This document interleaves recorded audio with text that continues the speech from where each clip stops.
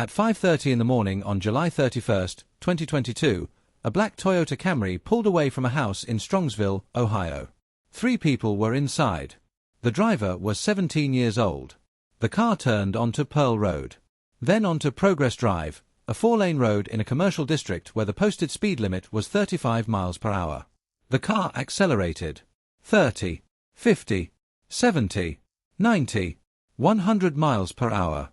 There was no one else on the road at that hour. The driver did not swerve, did not hesitate, did not touch the brake.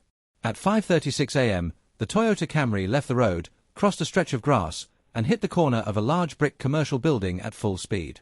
The impact was so violent that the car was nearly severed in half. Every airbag deployed. The engine was silent.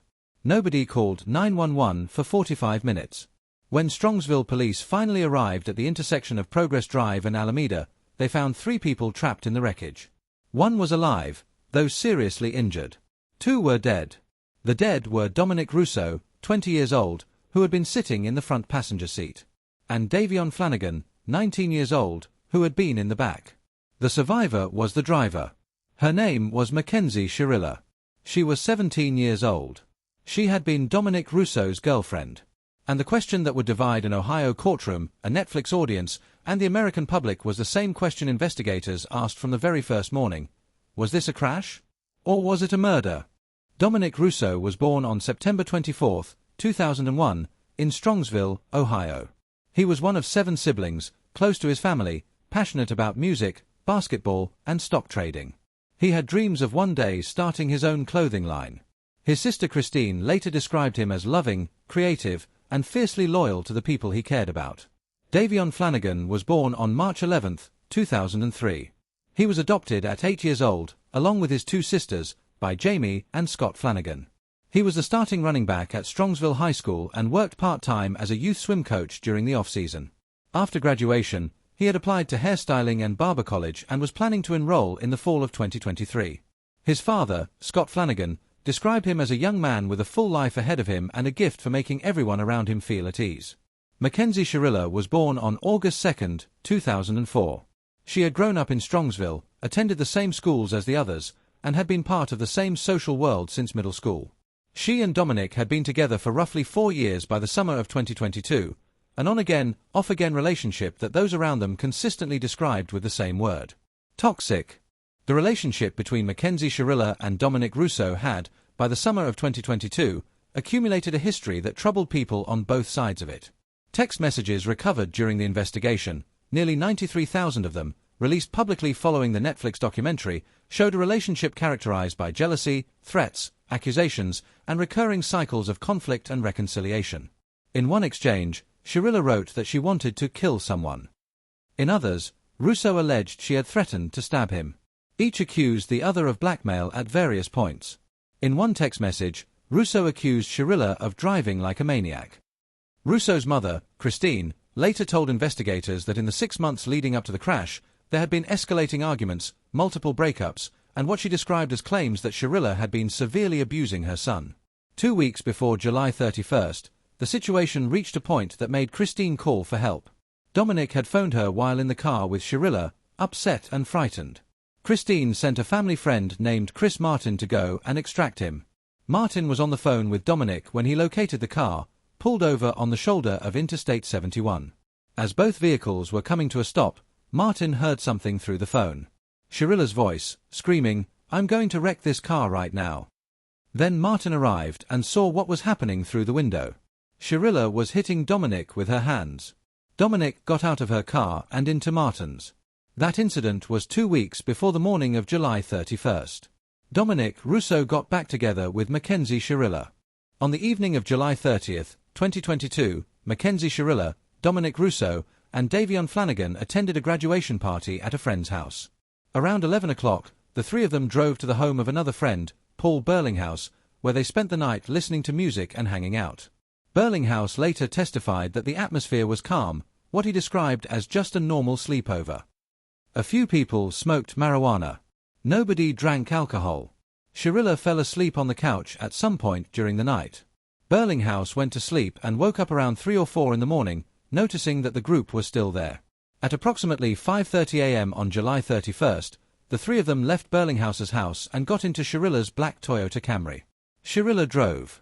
Data from a phone app belonging to one of the passengers recorded their journey in real time. From Burlinghouse's house, they traveled westbound on Brushwood Lane, then south on Pearl Road, then west on Progress Drive. That was when the app recorded something unexpected. A high-speed alert. The car was accelerating rapidly. The speed limit on Progress Drive was 35 miles per hour. The app recorded the car reaching 90 miles per hour in the seconds before impact. The car speedometer froze at 72 miles per hour at the moment of the crash, meaning the car had been decelerating fractionally in the final instant, not braking. No brake marks were found on the road. The car hit the corner of the Plidco building at Alameda Drive at a speed investigators estimated at just over 100 miles per hour. The impact was described by first responders as among the worst crash scenes they had attended in their careers.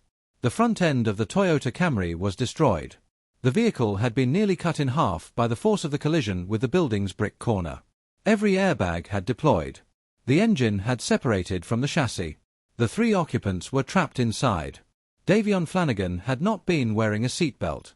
He was thrown forward on impact. He had a brief, faint pulse when fire crew reached him. He was pronounced dead in the ambulance. Dominic Russo suffered catastrophic head and facial trauma. He was pronounced dead at the scene. Mackenzie Shirilla was pinned under the collapsed passenger dashboard on the driver's side. She was alive, conscious enough at moments to mumble, suffering severe injuries to her right leg, right arm, and head. When officers first reached her, she appeared to mention a name, Jacob, and asked about Davion. She was extracted by the Strongsville Fire Department using the jaws of life and airlifted to hospital. Officers noted something that would later become significant at trial: the engine was warm, not hot. The muffler was silent. There was no smell of airbag powder in the air. Conditions consistent with the crash having occurred roughly an hour before anyone called it in. Nobody had reported the crash at 5:36 a.m. The 911 call came in at 6:15 a.m., 39 minutes later. A passerby had stumbled upon the scene. In the minutes after they arrived, investigators began to process the physical facts. No skid marks. No brake engagement. A road with a 35-mile-per-hour speed limit. A car that had been doing 100. They began to ask a different set of questions than the ones you ask at an accident. Initially, the crash was treated as a potential accident. But as investigators pieced together the evidence from Shirilla's phone, from witness accounts, and from the physical data of the crash itself, the picture that emerged was something else. A certified forensic mechanic expert testified at trial that the accelerator pedal had been pressed to the floor at full force in the moments before impact. There was no mechanical failure. There was no evidence the car had been braked at any point during the acceleration on Progress Drive. The phone app data showed the trajectory, a deliberate turn off the familiar route they usually took, onto an obscure road, at an hour when prosecutors argued Shirilla had specifically chosen the timing because few people would be around to witness it or intervene. Witnesses described the months of escalating behavior. The text messages were recovered and reviewed. The incident 2 weeks prior, Martin overhearing Shirilla scream she was going to wreck the car, was presented as evidence of intent, not just metaphor. A video Dominic himself had filmed in the days before his death showed Shirilla outside his house, threatening to break in and key his car. Prosecutors argued the theory directly: Shirilla had wanted to end the relationship. She had felt unable to leave it. She had made the decision to take the car to 100 miles per hour and end everything, including herself. She had survived. Dominic and Davion had not. 100% gas pedal, the lead prosecutor said. No attempt at using the brake. Shirilla was arrested in November 2022, 4 months after the crash. She was charged as an adult. She claimed she had no memory of anything after leaving Burlinghouse's house. Mackenzie Shirilla chose a bench trial, meaning Judge Nancy Margaret Russo and Judge Russo alone would determine her guilt. There would be no jury. The defense presented 2 main arguments. The first was the medical condition. Shirilla, they said, suffered from postural orthostatic tachycardia syndrome, known as POTS, a chronic disorder of the autonomic nervous system that can cause the heart to race, trigger dizziness, and in some cases cause a person to lose consciousness. Her mother testified in the documentary that POTS could cause Mackenzie to black out. The defense argued the crash had been a medical episode, not a murder. The second was the relationship. Multiple witnesses testified about the genuine affection between Shirilla and Russo, that by many accounts it had been a real, loving relationship, not just a toxic one. Dominic's own father, Frank Russo, said he did not want Shirilla to spend her life in jail. He told NBC News, "It's horrible for everybody. I lost my son, it's harder on our family, but I don't want the rest of her life ruined, too." The prosecution countered every point. POTS does not cause someone to floor an accelerator. The car system showed no mechanical or physiological anomaly in the acceleration data. No sudden jerk, no loss of control, just a steady, determined increase in speed. And the history of threats, including the specific threat to wreck the car with Dominic inside, rebutted any claim of accident.